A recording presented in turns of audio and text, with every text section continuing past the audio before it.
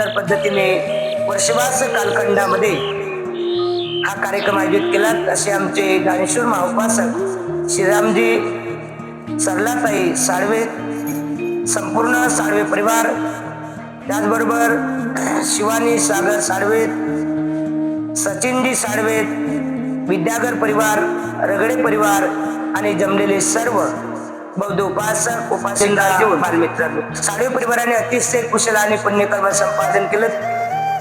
भगवान बुद्ध म्हणतात की आपल्या कुटुंबामध्ये, आपल्या परिवारामध्ये आपण एका बौद्ध भिक्खूला भोजनदान दिलं म्हणजे 1000 उपासक उपासिकाला भोजनदान दिलं, एवढं पुण्यकर्म आपण सर्वाधिक केलं। मी साळवे परिवाराला यासाठी मंगल कामना देतो की भगवान बुद्ध म्हणतात दानं ददंतु श्रद्धाय शील रक्तंतु सबदा भावना विरता वंतु गच्छन्तु देवतागता।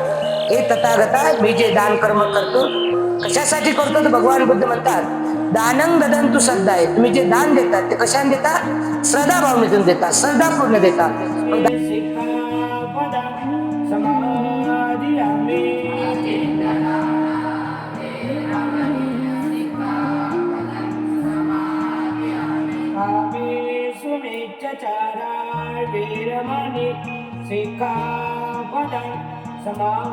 आणि म्हणूनच बाबासाहेब जगातली पहिल्या नंबरची विद्वान महापुरुष होते। त्यांनी बौद्ध धर्म दिला, त्यांनी बौद्ध धर्म स्वीकारला, त्यांनी अंगीकारला, त्यांनी आचरण केलं आणि नंतर आपल्याला दिला। विचार करा, बाबासाहेबांनी चेक केला आणि बाबासाहेबांनी चेक करून तुम्हाला आणि आम्हाला म्हणजे किती मान असेल तो धर्म, अतिशय मान, परंतु त्याची श्रद्धा ठेवणं महत्वाचं। याच्यावरती आपण प्रसन्न विचारावर जात असते आणि प्रसन्न विचारावर गेल्यामुळे आपल्याला सुख मिळते आणि हे सुख मिळण्यासाठी आपल्याला कुठं जायची गरज नाही, मंदिर मस्जिद मंदिर कुठं जायची गरज नाही। मग आपल्याला सुख कुठे मिळते? आपल्या मनावर, आपल्या चित्तावर, आपल्या विचारावर, आपल्या कर्मावर, आपल्या कुशल कर्मावर, आपण केलेलं पुण्यकर्म, हे पुण्यकर्म आठवा। असं भगवान बुद्ध म्हणतात की आपण केलेलं कुशल कर्म हे आपल्या 10 जन्मापर्यंत ते पुण्यकर्म आपल्या पदरी आलं पाहिजे, 10 जन्मापर्यंत पिढ्यानपिढ्या ते पुण्यकर्म समाविष्ट झालं पाहिजे। असं कुशल आणि पुण्यकर्म आपण करत राहतो। मी एक छोटस उदाहरण देतो की अम्रपाली ही गणिका होती।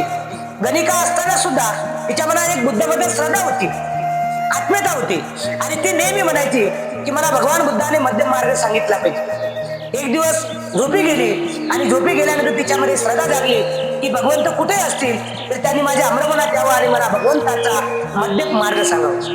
बघा, तेव्हा फोन होते का? नाही। तेव्हा काही मेसेज होते का?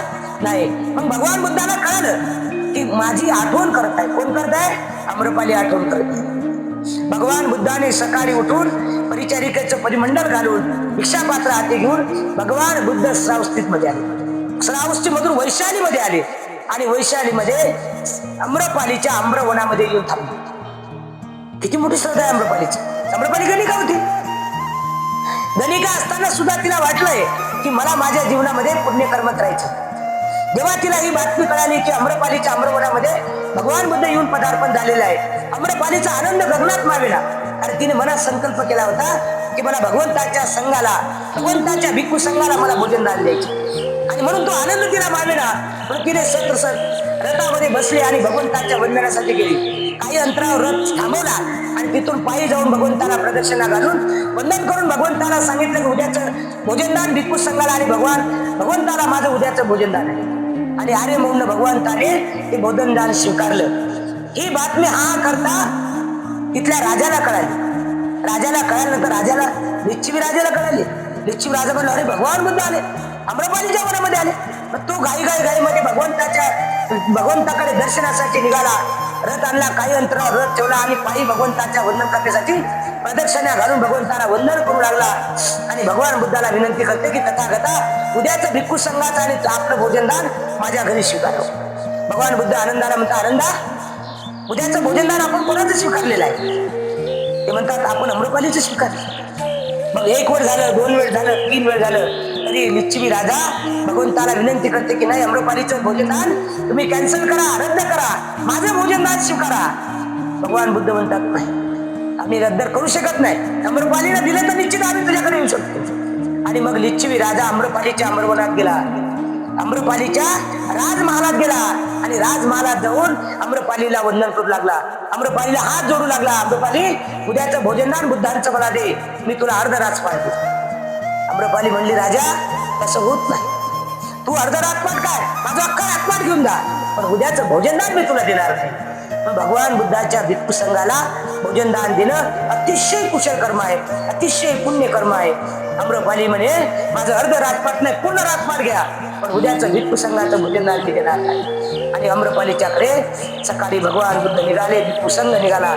भगवान बुद्धाला, भिक्खू संघाला आम्रपालीनं खालचं आसन घेतलं, भगवंताला स्वादिष्ट असं भोजनदान दान केलं. भोजन ग्रहण झाल्यानंतर भगवान बुद्धाला म्हणते, भगवंता, मला माझं जीवन सुखी आणि आनंदी जगण्यासाठी मला अनित्यवाद सिद्धांत शिकवावं. भगवान बुद्ध म्हणतात, आम्रपाली, माणसाचं जीवन हे क्षणभंगुर आहे, परिवर्तनशील आहे, बदलणार आहे. आज जे तू गोरी गोमटी आहेस, आज तुझा चेहरा जो चकचकीत आहे, उद्या तुझ्या चेहऱ्याला सुरकुट्या पडणार.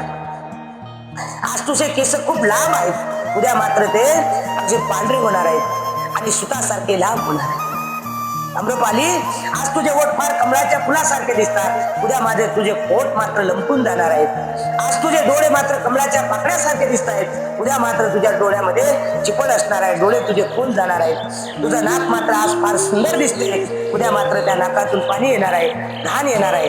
असं भगवान बुद्धाने तिला वर्णन सांगितलं. अनिच्छा वत संकारा उपाद वयद विनो उपजित्वा निरुद्यंती ते संग